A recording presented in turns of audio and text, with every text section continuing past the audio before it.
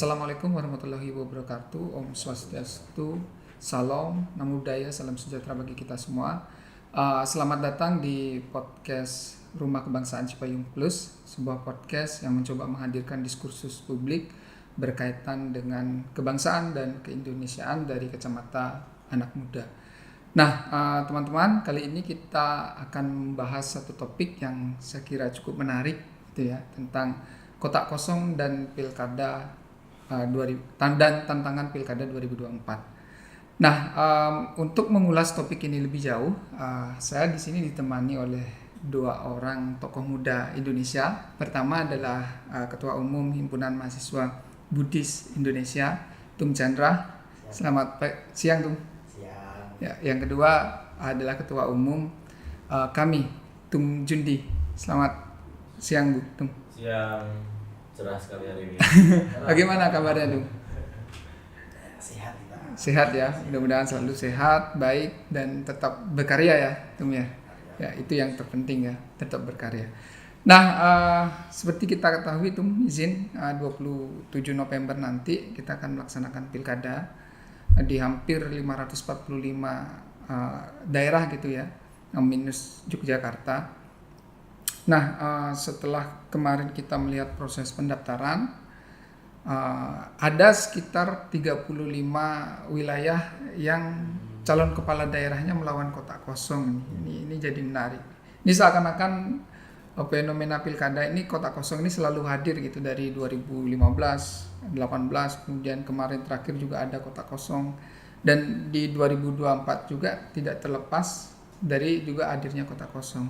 Ini kira-kira sebagai kelompok muda, bagaimana memaknai fenomena hadirnya kotak kosong ini? Ini siapa sebetulnya yang harus, katakanlah dalam tanda kutip, disalahkan gitu ya dengan fenomena kotak kosong ini? Mungkin dari Tung Chandra dulu. Kalau saya ya, kalau punya di sini kedengaran kita, kedengaran ya. Kedengaran, masuk. Jadi kalau saya ya melihat kotak kosong ini, ya ini memang bagian dari demokrasi saya rasa, karena kan mengikuti aturan yang sudah ditetapkan pastinya. Tapi pasti ada pro kontra juga dalam melihat, saya rasa melihat perspektif fenomena pilkada serentak dan hadirnya kotak kosong. Jadi dalam sejarah Indonesia ini, kehadiran pilkada serentak dengan kotak kosong ini, saya rasa ini terbanyak dalam panjang sejarah yang nanti akan melaksanakan pilkada ini. Ya kalau menurut saya ini adalah jawaban dari demokrasi, ya kan? Kehadiran jawaban demokrasi yang mana partai-partai politik ini bersatu mengusung salah satu calon. Tapi kan untuk subjek dalam pilkada ini adalah masyarakat. Jadi meskipun partai politik ini bersatu, saya rasa penentunya tetap rakyat. Karena rakyat yang memilih ini. Karena rakyat yang memilih, belum tentu pasangan tunggal ini bisa menang. Karena dalam sejarah Indonesia pun yang terjadi 2018 di Makassar, kan? Ya. Di Makassar pun itu menang kotak kosong. Ya, betul. Ya kan, itu adalah kehendak rakyat. Kalau melihat dari sisi demokrasi pun, saya rasa ya ini juga sebuah kemunduran ya. Kalau saya kemunduran, ya. karena saya rasa di dalam sebuah daerah itu ya pasti banyak, jadi kan orang-orang yang saya rasa kompeten untuk memimpin. Jangan sampai masyarakat itu dihadapkan oleh satu, tidak ada pilihan yang lain, kan gitu. Ya saya berharap kemarin itu sebelum itu ditetapkan, diberikanlah ruang atau perpanjangan waktu ataupun konsolidasi dan atau pendidikan politik pada masyarakat untuk tetap bisa berani dan memberikan ruang untuk maju. Gitu. Supaya ada pilihan-pilihan ya. Pilihan-pilihan gitu kan. Saya rasa dengan aturan independen dengan sekian harus mendapatkan KTP sekian gitu kan.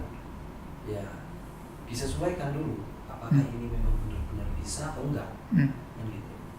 Jadi jangan sampai nanti ke depan pilkada 2024 ini akan berlanjut 2029 ini untuk menutup ruang-ruang. Ini kan sebenarnya nanti 2029 ini ada ruang-ruang kita kan. Iya, jangan sampai terulang kembali ke banyak kota-kota kosong yang menjadi lawan. Kita di sini sebagai generasi muda juga siap gitu, untuk mengisi ruang itu ya. mengisi ruang itu. Ini kan sebenarnya bagaimana menghadirkan ruang untuk kita berani menghadapi pilkada gitu, untuk memimpin juga. Itu juga bisa dilakukan kita.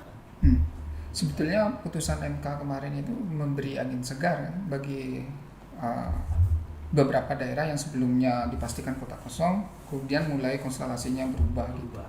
Karena putusan MK yang menurunkan ambang batas itu. Jadi kira-kira fenomena ini kan terus hadir nih setiap pilkada. Setiap 5 tahunan kita mengadakan pilkada pasti ada kota kosong. Sehingga publik kadang-kadang menyalahkan gitu partai politik yang tidak melakukan kaderisasi dengan baik sehingga tidak melahirkan calon pemimpin yang nanti kemudian dipilih publik. Gimana Tung Jundi melihat fenomena itu? Ya, fenomena kota kosong itu kan salah satu hal yang wajar dalam demokrasi karena ada konsolidasi yang tumbuh. Berarti konsolidasinya cukup kuat. Tapi perlu kita garis bawahi bahwa konsolidasi yang terjadi ketika ada kota kosong itu konsolidasi elit yang kuat. Karena elit bersepakat ya kan di partai-partai untuk mendukung satu calon saja sehingga diborong semuanya. Nah, tentu dalam hal demokrasi sebagai kita lihat sisi pengkaderan tadi yang disampaikan oleh moderator ya Mas Agus ya. Ketika bicara demokrasi sebagai pengkaderan maka fenomena kota kosong atau satu calon tunggal itu hal yang kurang bagus. Bagaimana harusnya kesempatan untuk berlaga itu kan berarti memberikan orang kesempatan untuk exercise, latihan ya. Menjadi penonton, warga biasa dengan menjadi tim ses dengan menjadi calon yang bertanding tentunya kan beda rasanya. Nah, maka perlu sebetulnya calon-calon lain dan kalau dari sisi demokrasi ini merugikan baik pemuda ataupun masyarakat. Karena pilihannya juga cuma satu dari berbagai dari mungkin ratusan ribu, puluhan ribu, jutaan rakyat Indonesia ini yang maju di satu daerah itu cuma bisa satu. Nah tentunya kita apresiasi betul putusan MK nomor 60 yang kemarin dibacakan pada 20 Agustus gitu ya, hasil dari rapat hakim tanggal 1 Agustus. Nah yang ini kemudian merubah konstelasi politik yang sebelumnya bahkan sempat beredar info akan ya mungkin 50% lebih kota kosong gitu ya, dengan konsolidasi elit yang luar biasa, pengaruh juga mungkin konsolidasi elit di nasional, sehingga keputusan MK merubah landscape itu banyak sekali partai yang bisa memajukan calon. Contoh misalnya di Jawa Barat tadi cuman kemungkinan ada satu calon jadi 4 sekarang jadi 4 di Jawa Barat. Kemudian satu lagi misalnya di Jakarta kemungkinan cuma 1 atau 2 dengan calon independen. Sekarang ada di 3. Di Banten juga sekarang 2 dan di berbagai daerah lainnya. Tentunya ini menarik ya karena kita bersyukur blessing dari keputusan MK itu menumbuhkan lagi semangat berkaderisasi khususnya buat partai politik, semangat berdemokrasi kita. Dan kita lihat juga, kita bersyukur juga dengan KPU yang saya pikir cukup progresif ya. Jadi KPU itu memperpanjang pendaftaran calon kepala daerah ketika yang daftar hanya satu calon. Jadi KPU progresif dengan menghindari betul potensi kota kosong. Kalau nggak salah pendaftaran pertama itu masih ada 45 daerah yang dengan kota kosong. Setelah diperpanjang 2 sampai 4 September itu berkurang tuh sampai 37, 36 ya. Ini sekarang kurang 35. Lagi 35. Nah, ternyata kemarin kan sempat diperpanjang lagi tuh. Sampai tanggal 14 ya. Jadi betapa progresifnya KPU luar biasa, ini hal yang harus kita apresiasi. Dan itu dituangkan kalau salah di PKPU nomor 10 tahun 2024. Itu suatu hal yang bagus dan sehingga mengurangi jumlah kota kosong yang ada. Meskipun yang bertanding dengan kota kosong itu belum tentu menang juga, ya kan? Sekali lagi yang disampaikan di Makassar itu gitu, rakyat ya. yang menentukan. Tapi nah ini yang menarik. Satu, sangat disayangkan kalau kota kosong yang menang, maka info yang beredar ya bahwa aturan yang se-existing sekarang itu akan di-PJ kan selama Iya, 5 tahun. PJ. Nah ini menurut saya kalau memang betul itu aturan yang akan dipakai, mestinya kita terlibat untuk mendorong merevisi itu. Bayangkan satu daerah 5 tahun di PJ, orang yang bukan dipilih dan mungkin tidak dikenal oleh rakyat memimpin mereka. Iya. Saya pikir ini harus Apalagi wewenang PJ itu kan terbatas sekali. Iya, betul. Iya. Sungguh rugi daerahnya, rugi masyarakat. Iya. Baik, saya kira untuk kota kosong kita sepakat barangkali itu ya tidak sesuatu fenomena yang tidak bisa kita hindari sebagai bagian dari perjalanan demokrasi gitu ya, katakanlah ya. Demokratis sebetulnya, tapi ada pro kontra di balik itu seperti yang dikatakan Tung Chandra.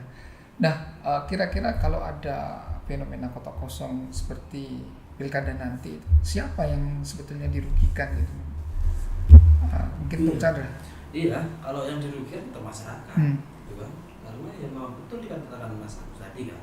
Jadi kalau kewenangan PJ ini mau terbatas, dan ini kan penunjukan langsung dari pusat kan gitu. Jadi saya harap ini bukan masalah nanti pilkada harus mungkin 5 tahun lagi tuh. Kita harus kawal bahwasanya kalau yang menang kota kosong nanti ini kan harus kita kawal bahwasanya bagaimana pilkada ini secepatnya dapat kembali. Kemudian harus dilakukan kembali. Karena lagi-lagi rakyat dan masyarakat yang merasakan, karena kebijakan-kebijakan itu kan akan berdampak ke masyarakat. Itulah yang saya rasa perlu kita kawal juga. Seperti itu. Ya, kalau Jundi, kira-kira siapa yang dirugikan? Karena tadi sudah disebut masyarakat dirugikan, yang kedua mungkin yang dirugikan adalah kader partai.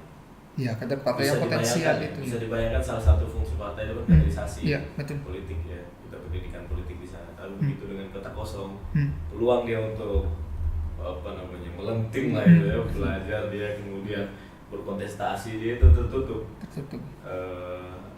Sehingga hanya ada satu pasang atau 2 orang yang kemudian bisa merasakan menjadi calon itu, padahal itu penting. Itu penting, momentum itu jadinya hilang. Harusnya itu momentum yang kemudian bisa digunakan oleh anak daerah, ya, kader terbaik dari partai-partai yang berlaga di satu daerah, tapi kemudian tidak bisa dimaksimalkan, digunakan untuk pembelajaran politik yang baik. Karena ada konsolidasi elit itu tadi. Ada konsolidasi elit. Jadi kader partai yang bukan elit pun kena juga. Baik Tung, kita coba bergeser Tung. Selain kota kosong mungkin ada banyak sekali sebetulnya tantangan pilkada serentak kita nanti. Misalkan berkaitan dengan kerawanan, kemudian dan hal-hal lainnya gitu.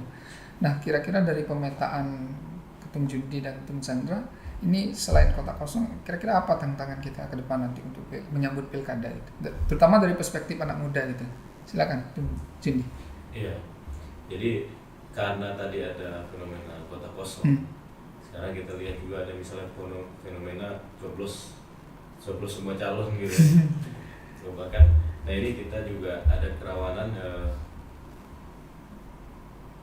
kampanye terhadap kota kosong itu sebuah upaya yang merugikan juga masyarakat. Tadi seperti yang kita bilang, kalau dia kota kosong itu menang, dia akan di-PJ kan, ya kan, sampai pilkada berikutnya. Syukur-syukur kalau misalnya kita bisa dorong untuk terlaksana pilkada segera ya, pilkada ulang lah gitu. Tapi kalau kemudian itu di-PJ kan, betapa rugi itu nanti, termasuk yang mendorong juga menyuarakan untuk melawan kota kosong itu. Jadi itu menurut saya gerakan yang kurang bermanfaat. Bagaimanapun kita harus menyumbangkan suara kita. Nah, memang tidak bisa dihindari, tapi ya itulah fakta yang ada di hadapan kita saat ini. Sehingga kalau di luar kota kosong itu, saya pikir gerakan-gerakan untuk golput atau tidak memilih calon-calon itu harus dihindari dan harus berperan kita aktif sebagai gerakan mahasiswa untuk mengadvokasi dan mengedukasi kepada masyarakat untuk terlibat aktif dalam politik yang baik, politik yang beretika yang kita harapkan, politik untuk kemanusiaan dan kemasyarakatan kita. Oke, itu bicara kira-kira tantangan di luar kota kosong ini apa? Kalau saya memang sepakat ya dengan poin itu tadi. Jadi memang partisipasi masyarakat ini kan kalau saya rasakan ini ya makin kesini itu makin kurang. Dengan generasi milenial yang ada saat ini kan melihat bahwa realitas politik ini kita nggak mau ikut-ikutan, beginilah ya kan. Iya, betul. Ini yang perlu kita berikan edukasi pendidikan. Hmm. Kalau saya tantangan terbesarnya sih Partisipasi. iya tetap kalau saya pendidikan politik untuk generasi muda. Ini yang perlu kita berikan. Jadi kan kalau biasanya mengampanyakan KPU Bawaslu itu bahwasanya kita harus ikut partisipasi, menolak black campaign, ya kan, menolak black campaign, terus polarisasi politik identitas segala macamnya. Ini terus kita suarakan karena ini menjadi tradisi kalau saya rasa. Gitu. Kayak saya misalnya, kan kalau saya ini dari kalangan Buddha, dari kalangan Buddha ini, saya rasa menjadi tantangan tersendiri untuk anak muda yang beragama Buddha. Gue sangat, kalau memang ada politik identitas itu, ruang untuk mengisi dan berpartisipasi dalam pilkada ini terbatas, gitu loh. Dan ini yang perlu kita kawal dan kita jaga dan kita berikan edukasi politik kepada masyarakat. Nah, ini ada plus minusnya. Balik lagi kepada kota kosong tadi, plus minusnya.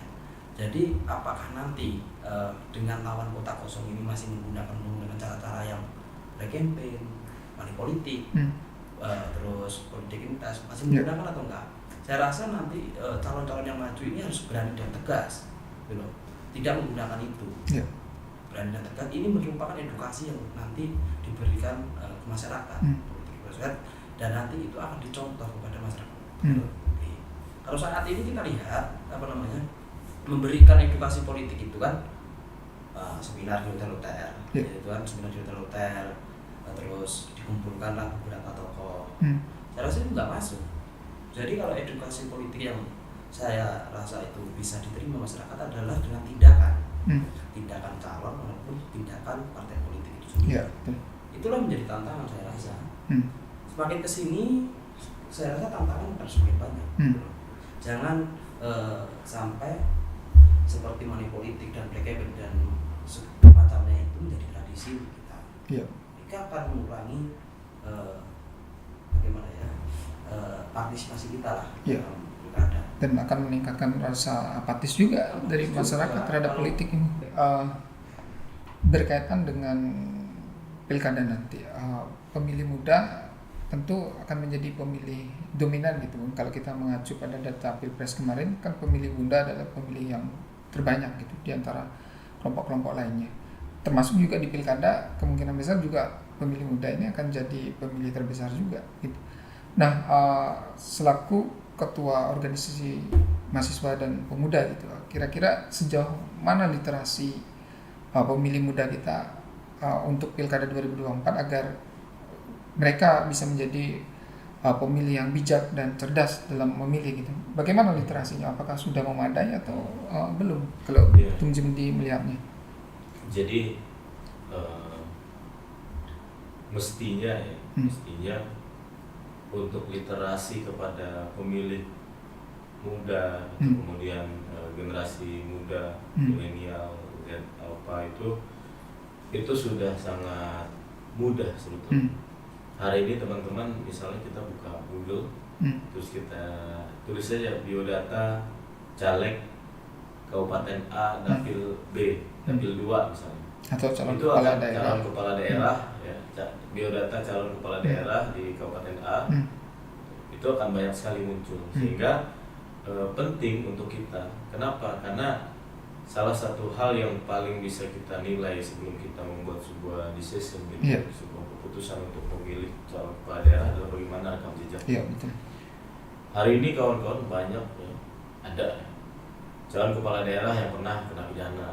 Bahkan kemarin misalnya ketika pemilihan pileg legislatif, ada mantan legislatif ada memakai narkoba, ada yang pernah dihukum pidana, ada yang kemudian melakukan tindakan asusila dan lain sebagainya gitu. Nah, dan beritanya itu kan bisa atau mudah kita dapatkan. Nah, satu yang kemudian ketika pileg itu menjadi tantangan adalah karena jumlahnya banyak.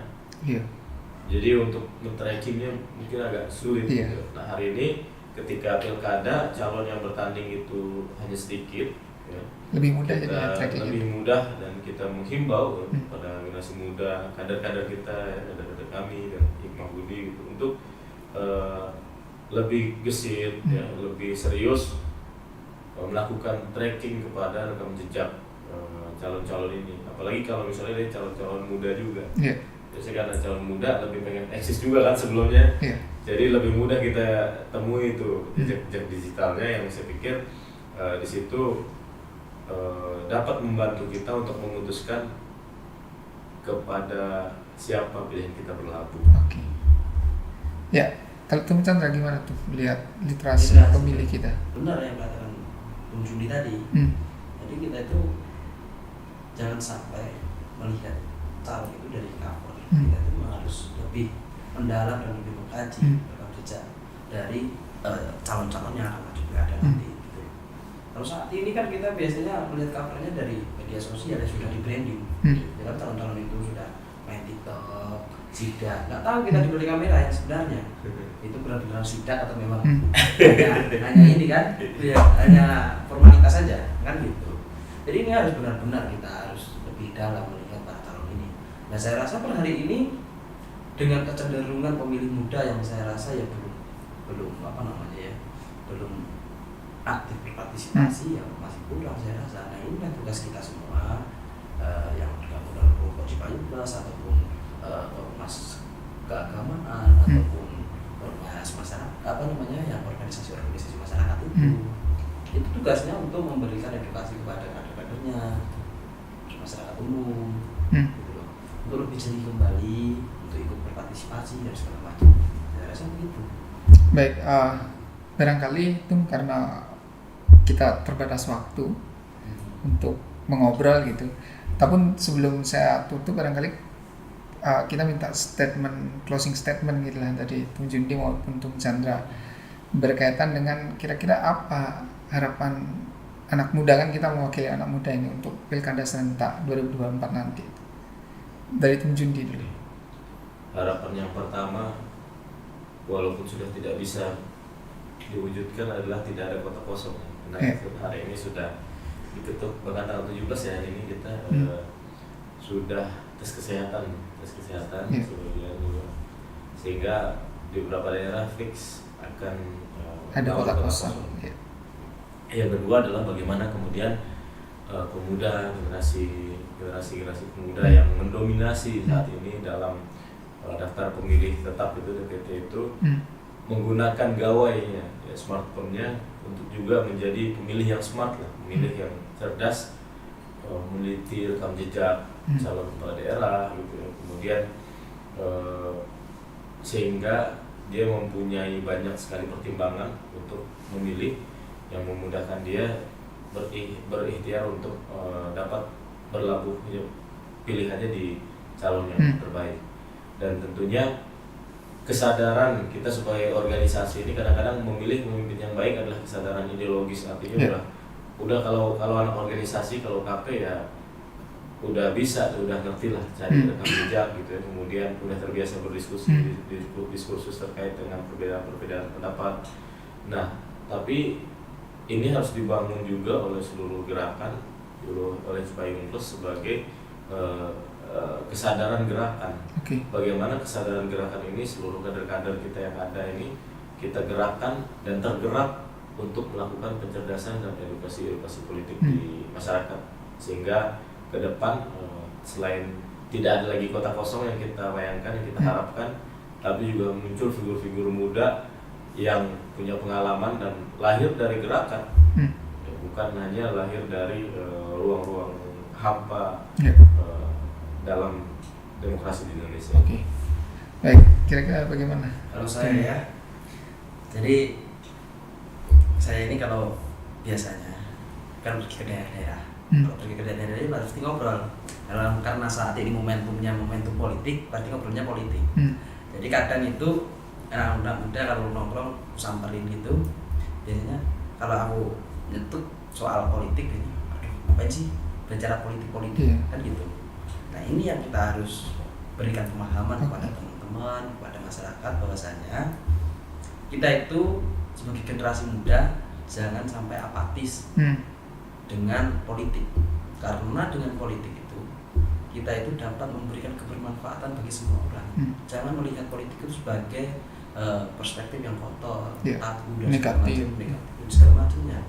Kita harus melihat politik itu di sisi yang baik, gitu loh. filsuf kan kalau politik itu kan sebuah artinya kan untuk mencapai tujuan bersama gitu.